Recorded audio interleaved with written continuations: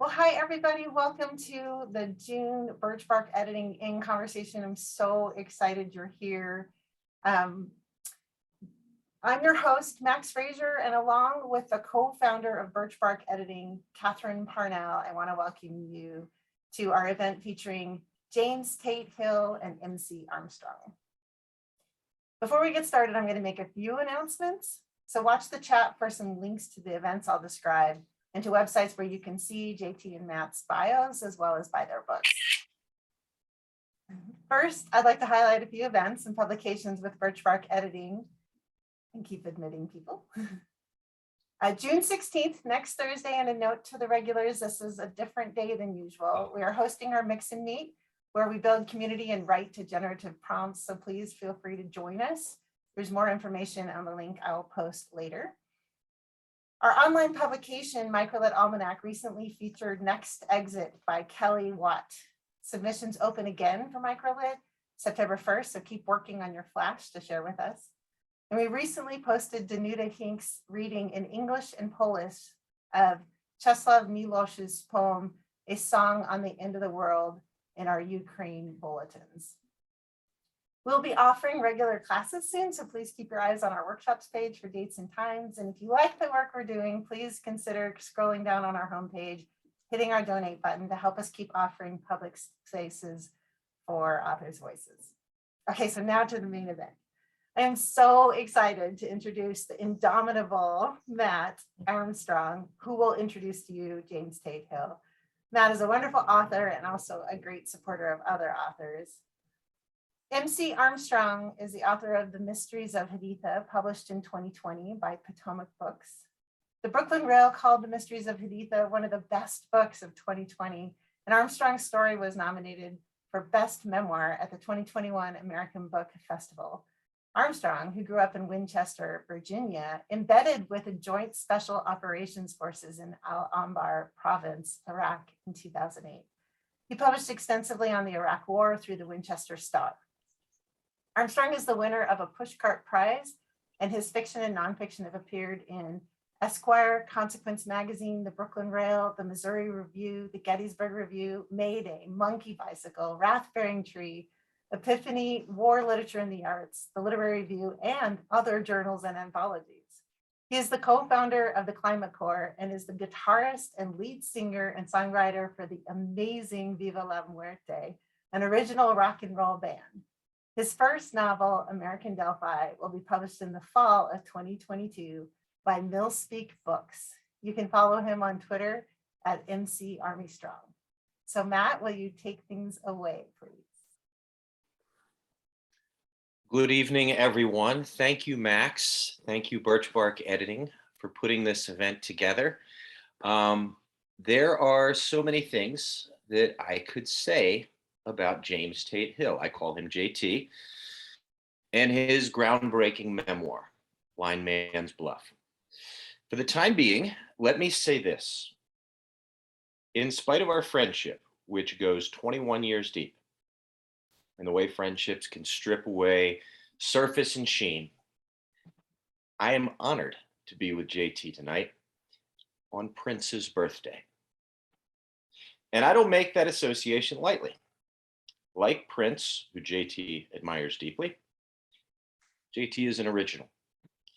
James Tate Hill, the artist known as JT, call sign Tiberius by me, is one of the pioneers of 21st century nonfiction. And he's also just a wonderful human being. He's my best friend. I always looked forward to reading JT's stories in the UNCG MFA program under Michael Parker and Lee Zacharias. Nobody in our community had a sharper wit or more compelling plots. And JT would always find a surprising way to connect West Virginia to the world of pop culture stories. JT taught all of us to take professional wrestling seriously, but not too seriously. He always made us laugh. However, it wasn't until recently, as he describes in his memoir, JT decided to bridge the world of his wits with the story of his struggle as a legally blind writer. Why don't you write about losing your eyesight, says Jenny Knoller, our friend and peer in the MFA program at UNCG, in the pages of Blind Man's Bluff. As he details in his memoir, JT didn't want to do it at first. Like most artists I admire, JT's default setting is no.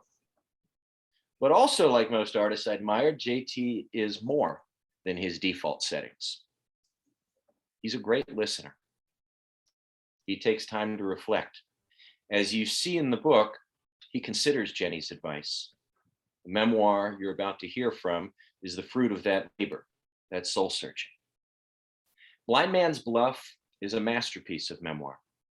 Reviewed twice by the New York Times, this book has made a genuine impact on our culture and, more specifically, on contemporary conversations about disability. But I would like to emphasize, just as George Estreich does in a Say, a journal of nonfiction studies, that Blind Man's Bluff is about more than disability. Like many other disabled writers, Estreich writes, Hill resists a medical model of disability and illuminates stigma, points to inaccessible environments, contrasts interior experience with external stereotype, acknowledges difficulty while refusing tragedy, and shows that disability's meaning is open, negotiated day by day, encounter by encounter. Throughout Blind Man's Bluff, we see Hill representing himself to the sighted, but the self-representations within the text are intimately linked to the self-representation that is the text.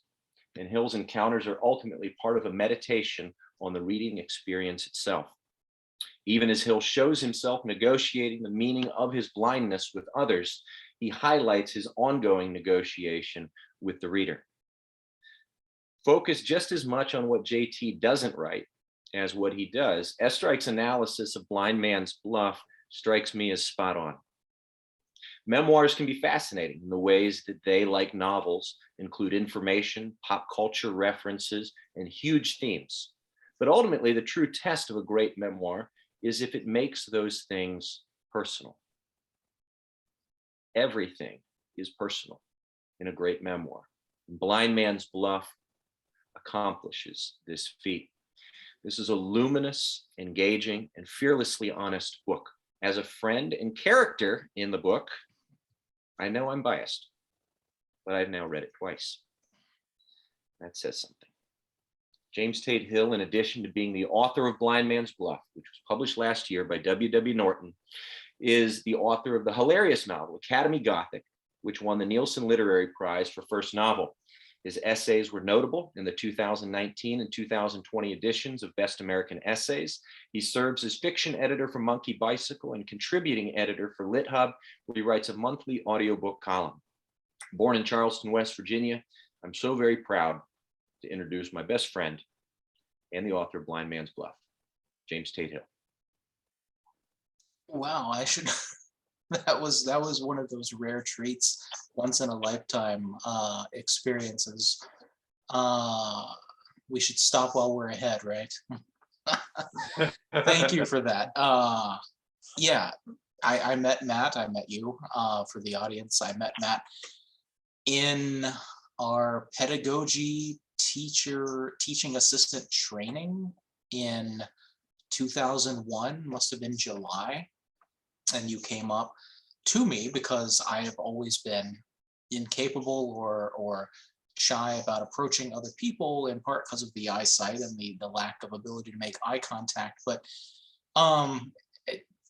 the fact that you approached me, and after I said I was from Charleston, West Virginia, you tapped me on the shoulder during our first lunch break of this training and said, "Did you happen to know a guy named Grant Schumann?" I was like, "Yeah, we went to junior high school together. I really liked Grant a lot." And then he went to a different school in high school, and we had that connection, and we haven't looked back since. We were hanging out that first weekend. We were drinking pale ale at a restaurant then called Cafe Europa, now just called Europa, but it's still open and we're still open. And tonight we're drinking. I have no idea what this is, but you brought it to my apartment where we both are separated by a wall. And I can hear my voice slightly echoing in from your computer, but as we understand it, those of you watching on Zoom cannot hear, so all is good.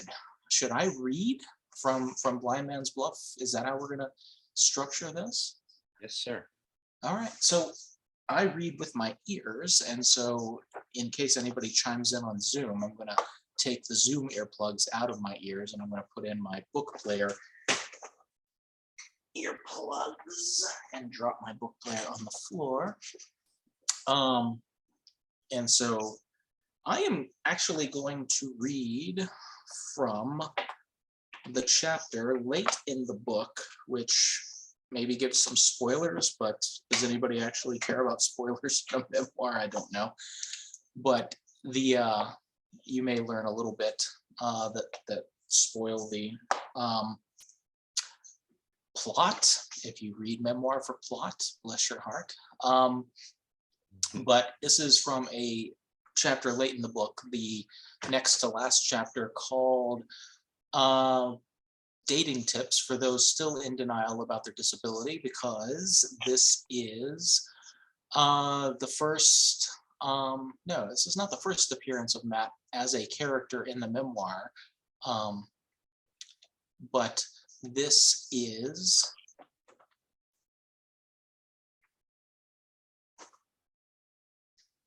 a scene featuring Matt, and then I'm going to skip ahead because this is a chapter called Dating Tips for Those Still in Denial About Their Disability, and it's written in sections that sort of mimic an advice column, numbered sections, and I'm going to skip ahead a little bit after I read the first one. So, dating tips for those still in denial about their disability. 1. Share your biggest secret with a Cracker Barrel cashier. Your stomach hasn't felt right since your wife asked for divorce 2 weeks ago, but you should probably eat something. Matt reads you the restaurant names on the road signs. He's driving the moving truck of your belongings back to North Carolina. I never thought I'd be 30 and divorced, you tell Matt over something called chicken fried chicken at a Knoxville Cracker Barrel. Better than being 30 and unhappily married, said Matt, who got engaged the same week you did. He's been single for 2 weeks. You pick up the check and give your credit card to the cashier. She swipes your card, but you're not out of the woods yet. Instead of a receipt on which to scribble your illegible signature near the bottom, she directs your attention to a screen in front of the register. For years, you memorized the buttons on these devices, but the differences between machines gradually made this impossible. Now touchscreens present a whole new level of impossibility for the blind. Matt pushes the pair of buttons to complete the transaction. My eyesight is bad, you tell the cashier, the first explanation you've ever offered. For these moments, you step aside. On the way to the truck, Matt lays a hand on your back. I've never heard you say that before. More than your confession to the cashier, it's your friend's hand that prompts your first tears since leaving Nashville. 2 weeks ago, you called him and 2 other friends, Ron and Jenny, explaining everything you had never explained to them, to anyone, hoping for advice that might save your marriage. In your mind, your closest friends have always accepted you in ways girlfriends never could. Maybe your friends never asked for more than you were willing to give. So I'm going to skip 2 and 3 and go to 4. Try a little harder to be alone. You don't have to be in a relationship. People throughout history have lived fruitful, wonderful lives without the romantic love of another person. This is what you tell yourself as you authorize eHarmony to debit your bank account $30 a month for the next 6 months. It's something to do, a way to extend your social circle. This is what you tell yourself as you complete the profile on the dating site whose TV ads taunt you with happy banter between married couples who met on the site. The only pictures you have of yourself are on a DVD of wedding photos, probably not the most appropriate for a dating profile, Freudian slip. Jenny provides group pictures from recent years and has you smile for a headshot. You're curious if you manage to look directly at the camera, but don't want to ask, don't want it to matter. Privately, your ex-wife instructed the wedding photographer to make sure you weren't looking off to the side. A dating profile is, if not exactly a lie, a carefully constructed press release. How should you say you've been legally blind since you were 16? You could try to hide it, as you've done for so many years, but passing for sighted, you're finally able to admit, hasn't worked out as you hoped it would. In trying so hard not to be different, you've been a poor attempt at ordinary. You type a few sentences about your disability in the Other Things About Me section. Hours later, you shorten what you wrote to a single sentence. Finally, you delete it altogether and click Save. 5. Typing is not dating. Within hours of completing your profile, multiple women initiate communication. This is encouraging for many reasons. Someone bold enough to make the first move might be okay with a man who can't drive. The first round of communication consists of 5 icebreaker questions so innocuous as to be virtually useless. One, for example, asks, "How often do you like to laugh?" The multiple choice answers range from, "I like a good joke from time to time," to, "I crack myself up." You're a little surprised, perhaps disappointed in yourself, at how much physical appearance factors into your early decisions. For your entire adult life, you've dreamed of the mythical love at first sight, of superficially picking a young lady out of a crowd, a bar, a bookstore. You've always had to go in reverse, getting to know someone before getting close enough for a thorough look at her face. This sounds romantic on paper, but let's face it, this method hasn't served you well. When you can't get a good look at someone, which is most people you're not kissing, your mind has filled in the blurs from the finite gallery of faces you encountered before you lost your sight.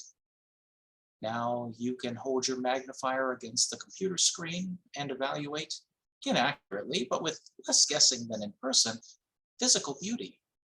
If someone's profile pics bear little resemblance to her actual appearance, your letdown won't be any different from sighted people deceived by flattering lighting.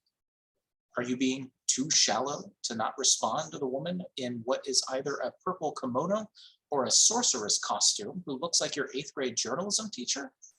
Perhaps, but how much compatibility can there be with a woman who has answered beneath "last book I read, I don't really read"? Her use of 2 exclamation points will unsettle you for some time. The same shallow impulse pushes you to respond to a nurse in her 20s named Soledad. Her primary profile pic seems to have been taken 2 hours after sunset from at least 20 yards away, but you've always had a thing for the former CNN anchor Soledad O'Brien.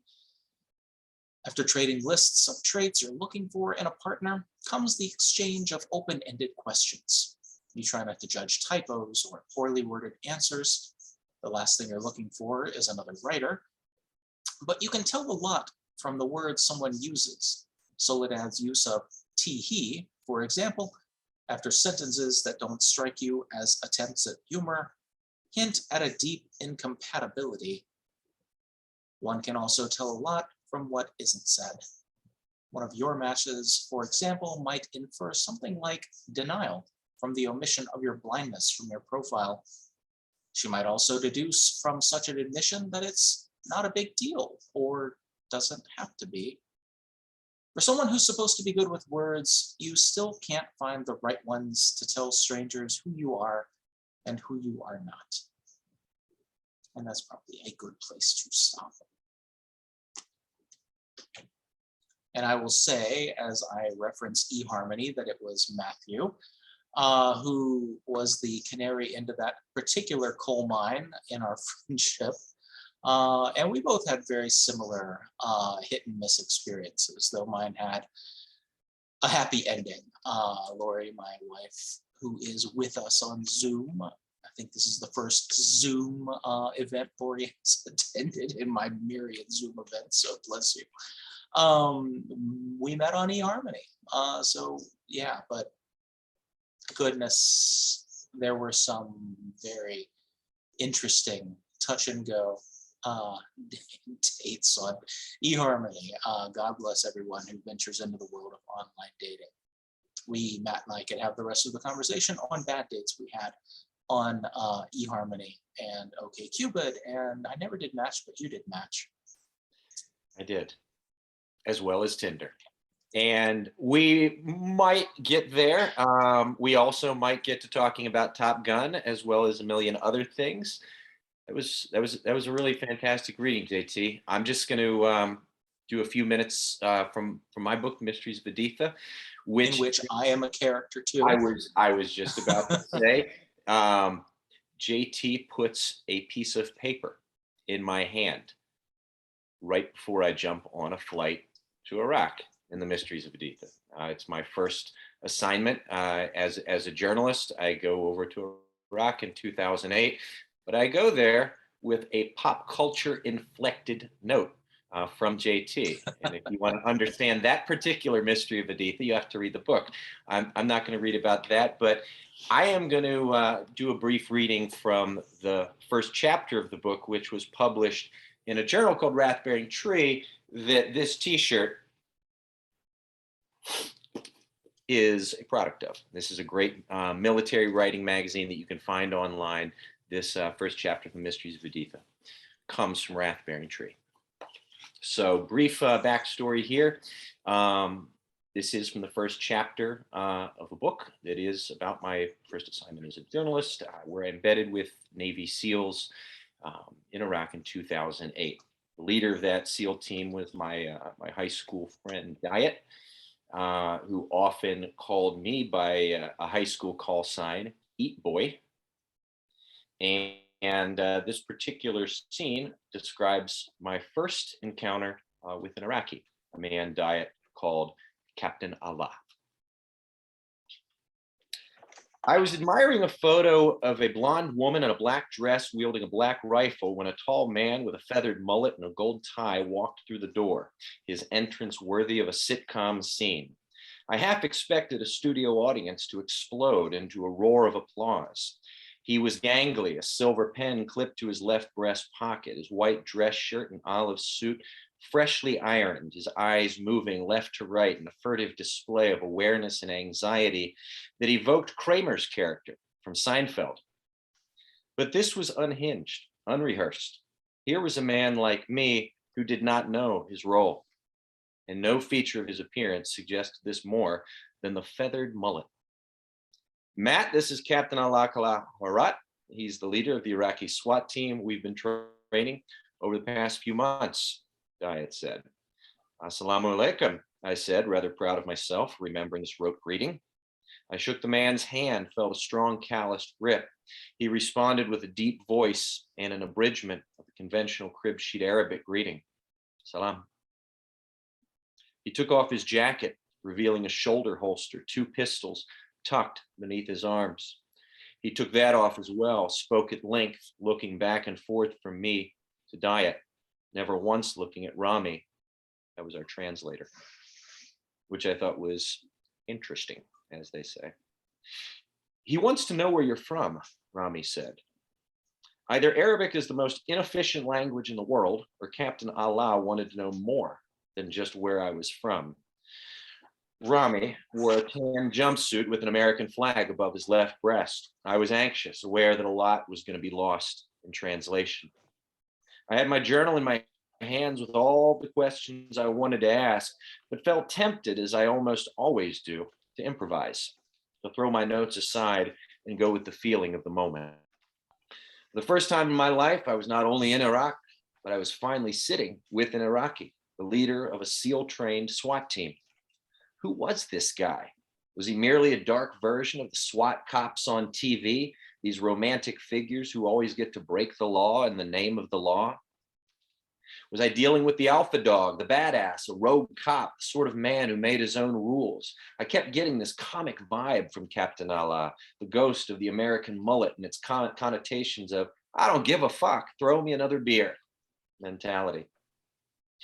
After telling Allah that I was from a town close to Washington, D.C., I decided to forget my questions about statistics and George W. Bush, and the 5th anniversary of the invasion, the Al Anbar awakening, and ask about his hair. I said I liked his mullet. Added that I understood different hairstyles meant different things to different people, that the mustache was supposed to mean power and the beard holiness. What does the mullet mean? I exchanged a quick look with Diet, who shook his head in crestfallen disbelief. Captain Allah crinkled his eyes and also looked toward his boss, perhaps not expecting the interrogation with the American journalist to broach such serious subjects as the symbolic significance of a mullet. I felt like such an amateur. I wondered what Moni, the journalist I'd been embedded with earlier, would have asked. More than 100,000 Iraqis had already been killed in the war, and I was asking questions about hair care. I looked down at Allah's feet, determined to get serious with the next question, scolding myself for my improvisational approach, my belief in naivete, perhaps nothing more than the sophist's justification for laziness, a tragicomic foreshadowing of the America to come. In the seconds between my question and Allah's answer, I noticed the captain wore ankle-high socks. His trousers held a sharp pleated crease and pinstripes. He removed a pack of cigarettes from his breast pocket and offered me one. I took it. We both lit up. And then he began to talk, his deep voice drawn into higher registers by the frenzy of his thoughts, glottals and hisses clashing, Rami listening from his desk, the captain seated on the translator's bed, Diet standing over us. When Allah finished speaking, he took a deep inhalation, blew a clean, two-pronged stream of smoke out of his considerable nostrils. His face, with wide eyes and a large nose, a bit reminiscent of the Muppet character Gonzo. He says that his men are not afraid of death, Rami said. He says that in some cities, his haircut is not allowed, that it means a man is gay. And if you are gay, you can get killed. But he is not gay. He just does what he wants. He is not afraid of death. He has lost 8 family members, 3 brothers kidnapped and killed. His uncle, who was the police chief, he and his 3 children were murdered. It has been a terrible time for Hadithans, hundreds of people leaving the city for Syria and elsewhere, refugees. There was a man, an insurgent, who spoke to an American in public so everyone could see. 15 minutes, this man and the American talk so everyone can see. Then the insurgent goes and kills an old innocent man, a barber. What do you think people thought? You understand the game they play. You cannot be afraid of death. Lately, I've given a lot of thought to this moment, the story that emerged out of that question about hair. Many of the men we armed in Al Anbar, men like Allah, joined the Islamic State, ISIS. Many of those who did not continued to flood Syria, contributing to the destabilization of that country and its civil war, which continues to this day. So I've thought about Allah's words a lot, his story, the flood of death in his family. I've thought about these words specifically. You cannot be afraid of death. This value, what some used to call bravery, has not aged well in the 21st century, or at least the American version. Sometimes we now call people who embrace death cowards. The absence of fear in the face of death runs totally counter to the American way of life and the way it's so structured around careerism and self-interest, retirement and insurance and healthcare, keeping people alive into their 90s, banking their bodies in the faceless retirement communities we find near our beaches and deserts, Florida and Arizona. That night, I looked into the spaniel calm of the captain's eyes as another stream of smoke issued from his nose. A million thoughts were rushing to my head. I thought of Native Americans, the ones who got the haircuts and joined us, the ones who didn't, the Shawnee who occasionally came to dance at my elementary school when I was a child. Was I engaged in a timeless rite in that moment, sharing tobacco with the brave? How ironic was it that the white man, or at least the white man's corporation, was now the one to provide the tobacco. And who truly was the savage in this game of drones and beheadings, snipers, IEDs, and WMDs? What would you think if you were in the captain's shoes, an Iraqi man working with Americans in the heart of a war that might well be illegal? It might possibly and simultaneously produce positive but unintended consequences. Your every move fraught with the implications of poverty versus complicity. A simple conversation could cost you your life. I felt a tremendous surge of affection and pity for Captain Allah. We continued the interview. I learned that he belonged to the tribe known as the Jugefi. He was the son of a worker at a local oil refinery. He had witnessed the Iran-Iraq War and thereafter the First War with the United States. For a long time, like most Iraqis, his hatreds were pure, thoroughly controlled by an oppressive regime and its lockstep media, a government that kept tight control over the textbooks in the schools. You were not allowed to think, Allah told me. Everything was military. God, I wanted to drink a beer with this guy and tell him about what it had been like the last 5 years in America, with generals galore on TV, generals on the radio, CIA on NBC, assassins on Fox, anchor women cheerleading the war, military budgets exploding, everybody in the country shaving their head like yours truly. Everybody with their support our troops bumper stickers and tree ribbons, every chicken hawk politician suddenly with polished flag pins posted on their lapels, country musicians turned into jingoistic sycophants for the war machine. Everybody every day constantly reminded by the streaming ticker on the TV that we were living in Code Orange. And it was all the fault of people like Captain Allah. How have things changed? I asked him. Come downtown with me, he said. Come see the souk. It used to be so small you could fit it into the back of a truck. Now it's like Europe. It's like Paris. Rami laughed, said to me, Matt, it's not that nice. Definitely not Paris. You should come to the market, Allah said. I looked to Diet like a teenage son begging permission from his father to go to a party with the older guys, an archetypal convertible revving in the driveway. Diet looked back at me like I wasn't quite ready to take that ride. A long, pointed blank. Don't worry, Eat Boy, he said. We're going downtown tomorrow. I was terrified, thrilled, intoxicated by war. I'd never been in downtown in a place where barbers were murdered in the streets, a city where there were attacks every day. I felt like I was doing the right thing. I was finally getting around to my father's advice. I was talking to an Iraqi, but there was still a veil over the scene. A translator and a lieutenant, concrete barriers everywhere outside. To go downtown, now that might actually qualify as reality, an authentic, beyond the wire glimpse of Iraq. Hot dog, come on, Daddy-O. Can I please see beyond the walls? Diet told me to wrap it up. I suggested a photograph with the captain before calling it a night. Then, in a moment I'll never forget, Captain Allah stood up and brandished a small bottle of Axe cologne. This baffled me. We'd been sitting incredibly close the whole evening, and not once had he broken out the cologne. Smell, of course, is not conveyed in a photograph, so why the hell would a man spray himself with cologne prior to a photo? To comb one's mullet or tighten one's tie, this I understood. But as I flew back to the United States a week later, I couldn't stop thinking about this final gesture. Why had this man with a mullet sprayed himself so profusely with cologne before locking arms with me? Was this a custom my crib sheets had neglected to apprise me of? And why of all colognes was he wearing Axe? More important, why do I focus on trivial things like haircuts and colognes when there are body counts and ideologies and elections and secret prisons everywhere? Perhaps the answer is simple. I don't know. I'm a coward. I'm an American idiot. But maybe that's too easy. Modesty to the point of dishonesty and disavowal. So let me try to step it back.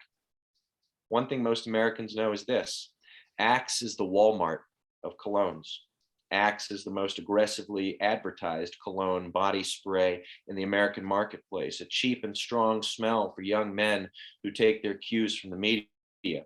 Axe is what we advertise to the young after advertising Viagra and Cialis to the old and Coke to all. Axe is the smell of America if you're sniffing for the scent while watching our most popular programs in Iraq. Just as I was looking in the dark for Iraq, Perhaps Iraq was looking for me too. Maybe Iraq too was befuddled by the multitudes Chuck Norris contained, the strange mixed messages of our muse and our media. Maybe Iraq and Captain Allah were as confused about us as we were about ourselves. Whatever the case may be, I think it's safe to say that I'll never forget Captain Allah. The way his mullet brushed my bare scalp as we wrapped arms for the photo, his locks dusting me with a musk laced with body odor and American tobacco, his ribs for a moment in contact with mine, their texture uncovered by his absent holster, the awareness of those bones sharpened by that strong American smell.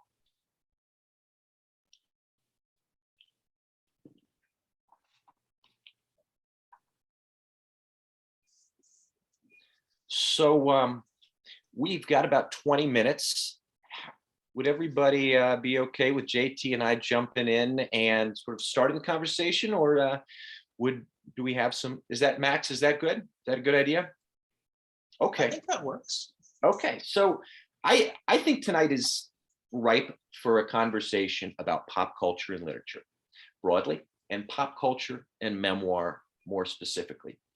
First reason is that, as you just witnessed, both of our memoirs make use of pop culture. If you read The Mysteries of Haditha or Blind Man's Bluff, you will indeed be reading books that tackle serious subjects like disability and our forever wars, but you will also be doing so in the company of Tom Cruise, Dustin Hoffman, The Grateful Dead, Chuck Norris, and Prince. Secondly, I'd like to invite everyone to think about what we really mean when we say pop culture in the 21st century. I belong to the Grateful Dead Scholars Caucus, a group of writers who meet every year at the Southwest Popular Culture Association Conference, an organization whose motto is, if it isn't popular, it's not culture.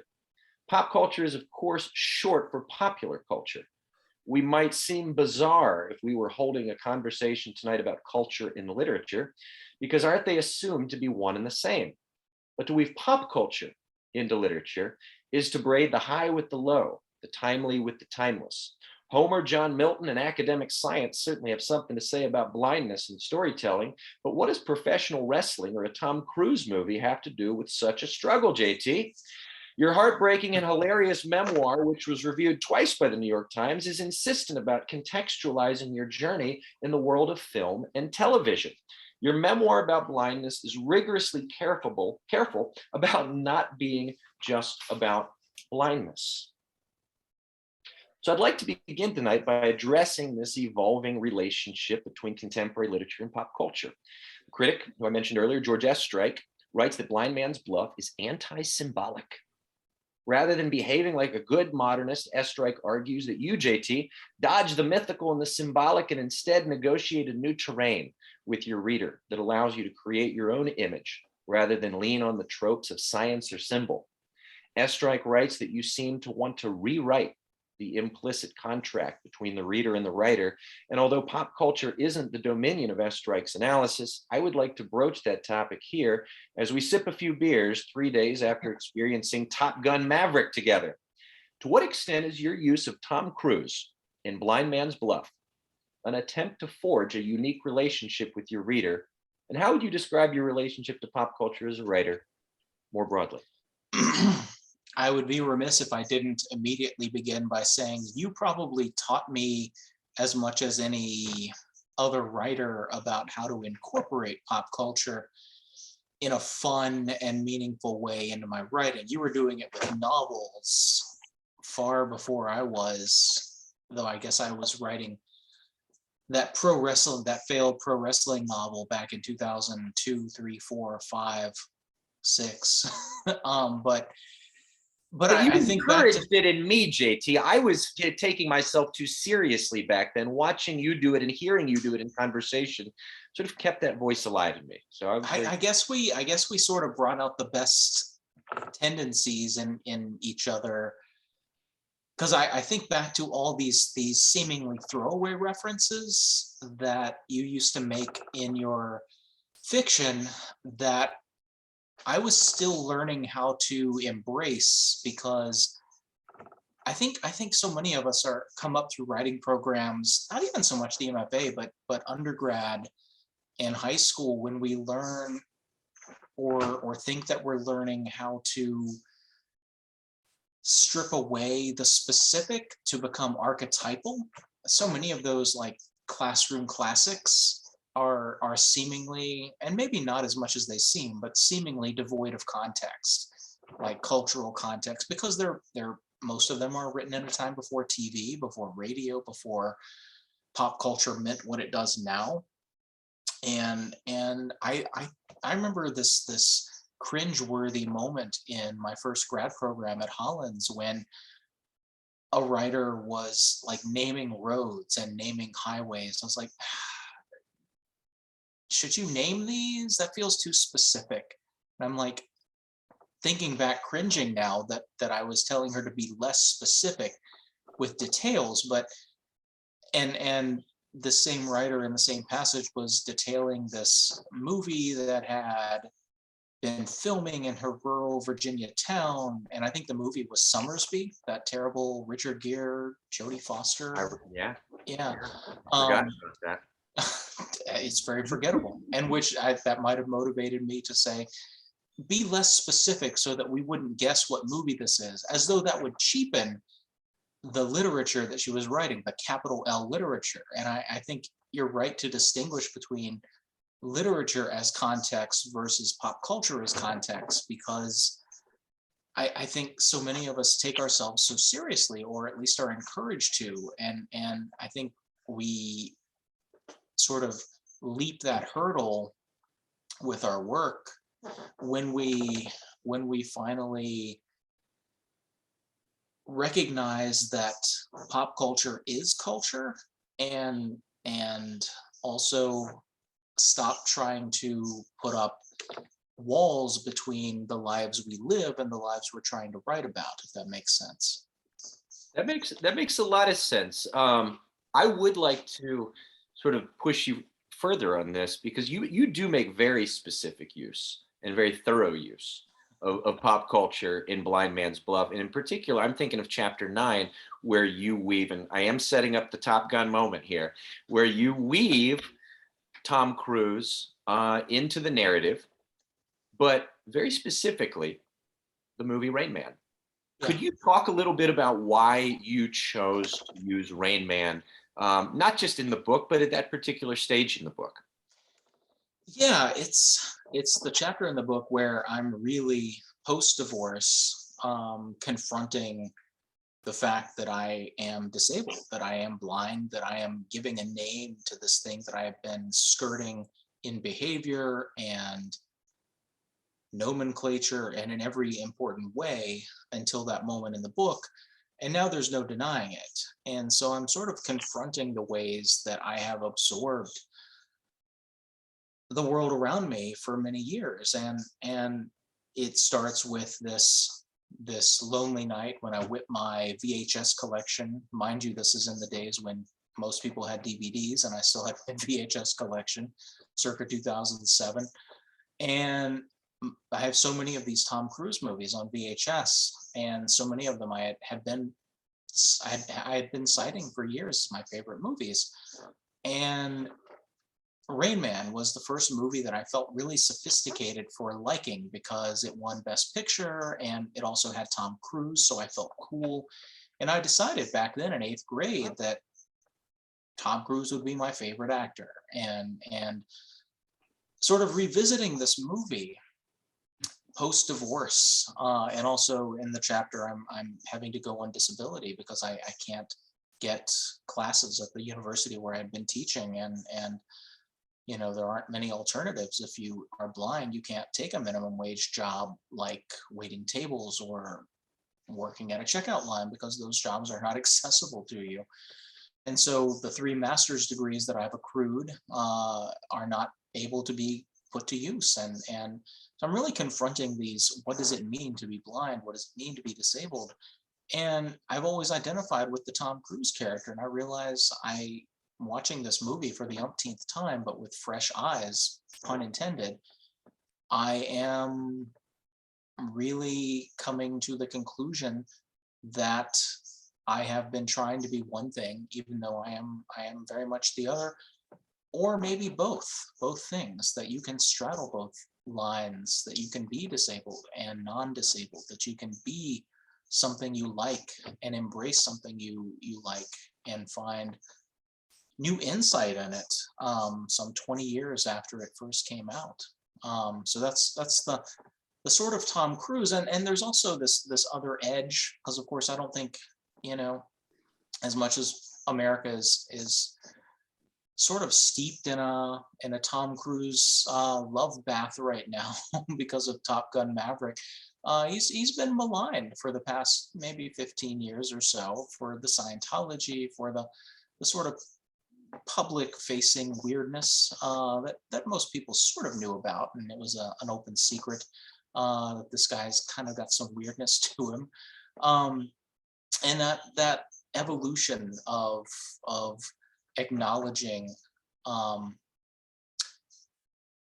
the complexity of who we are is part of that chapter as well.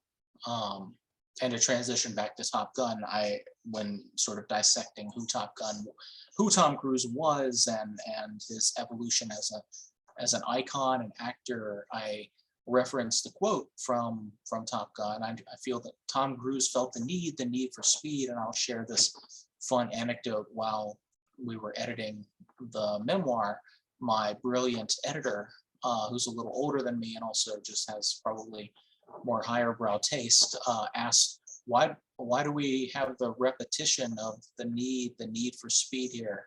And I had to explain to her that that's the actual quotation from Top Gun, and I sent her the YouTube clip, and she goes, I'm not sure I've ever even seen Top Gun all the way through, but thanks for sharing that. And I was like, that was fun.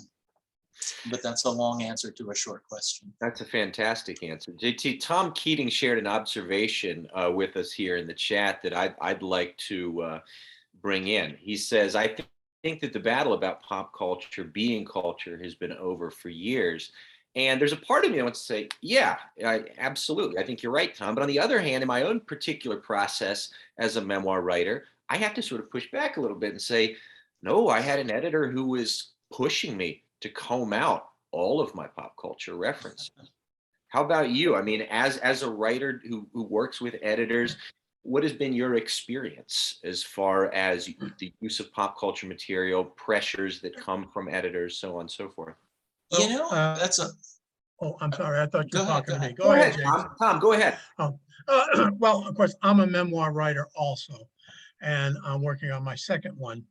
And I have to use all the pop culture references to place the reader where I am in that particular part of my life.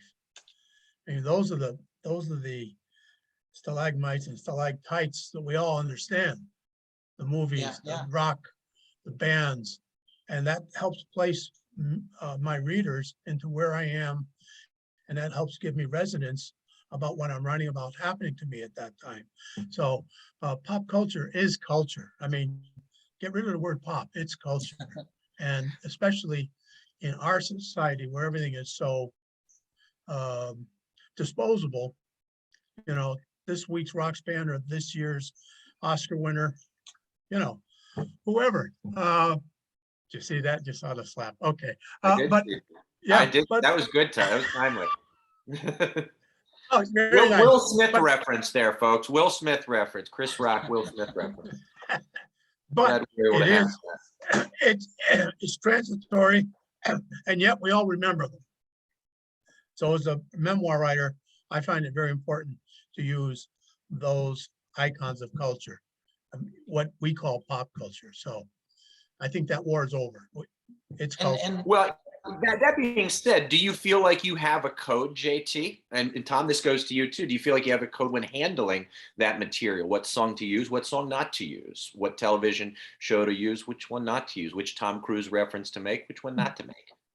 For me, it was pretty cut and dry because so many of the references were, I mean, so many of them were context-based, time, gear, place, setting the scene, like Tom was saying, but you know, I couldn't not include references to Scent of a Woman about Al Pacino as the blind character, which came out the summer that I was diagnosed with my blindness.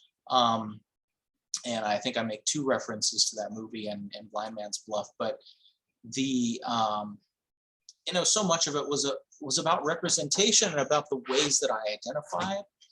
And I will also say that the importance of pop culture in Blind Man's Bluff wasn't necessarily something that I fully understood consciously until fairly late in the process, because when I started seeing my editor and Norton's jacket copy referring to the pop culture, I was like, well, that makes sense. It's in it. And then I realized it's in it because I used pop culture as a way to obfuscate, to talk about something other than myself. So I always had these references, these cultural touchstones that I could use as almost sleight of hand in conversation to say, let's talk about this instead of talking about me. Let's direct our attention toward this other thing that we both understand rather than the thing that I'm trying to hide. And so that was another way that pop culture became meaningful for me in the memoir. Yeah, I think it is in some cases an evasion. In some cases, it's a release valve. Lori had asked before the reading began, why Chuck Norris, Matt? I make a lot of use of Chuck Norris in my memoir, as you may have noticed sort of at the end. But I think one of the reasons I encountered so much Chuck Norris graffiti in the latrines of Iraq was just talking about Chuck Norris. Doing these little Chuck Norris poems served as a release valve for soldiers in the middle of trauma. It was folk art. It was interesting to me as a writer because it was an artifact. It's folk art. It was also funny to me, and I needed a release valve too. I mean, pop culture serves a lot of functions. I don't know if everybody out there is familiar with Chuck Norris poetry, but we could probably all swap a few right now, right? Like, there are no WMDs in Iraq. They're all in Oklahoma, where Chuck Norris is from, right? So on and so forth. There's a really politically incorrect one on the tip of my tongue. I'm not going to share it. Not going to do it. Going to be prudent. Thank you, Matt, and thanks for that lovely George, not HW, right? George H.W. Bush quote. Yes, yeah, Georgia, good, yeah. Wouldn't be prudent. Dana Carvey as. Sure. Right. 1,000 points a light. Victoria made such a great point about combining pop culture, gearing interest to younger people. And then I think of my own memoir in progress, where all my pop culture ages me and they've never heard of anything I'm writing. So. That's okay. I just printed a novel for final proofreading before sending it off to my agent, where all the references are pretty much 80s and 90s, where that's my childhood, and at the same time so many of these are going to need footnotes for people who are in their 20s. Mine are going to be 60s and 70s in my sequel, so I'm totally going to be fuddling people. Yeah. Right, definitely. Oh my goodness, you two. I could listen to you talk all night. And I know with Birchbark Editing, we very much want to respect people's time. And so we're just verging on the 8 o'clock hour on the Eastern time zone. Right. I wanted to thank you so much for coming and talking with us tonight. And I just wish we could turn around and start it all up and have the rest of the conversation. Thank you so much for having us. Yeah, man. It's been a pleasure. And thank you to everybody who came. Hey, Andrea. All right. Well, so thank you so much for attending tonight. I will be posting the video from this. Please encourage everybody to watch and to listen to these wonderful authors do their readings and talk about pop culture. Good night, everybody. Thank you, everyone. Thank you. Great job. Thank you. Bye, guys. Good night, Vienna. Good night, Andrea. Good night, Tom. Good night, everybody. Good night, Jill.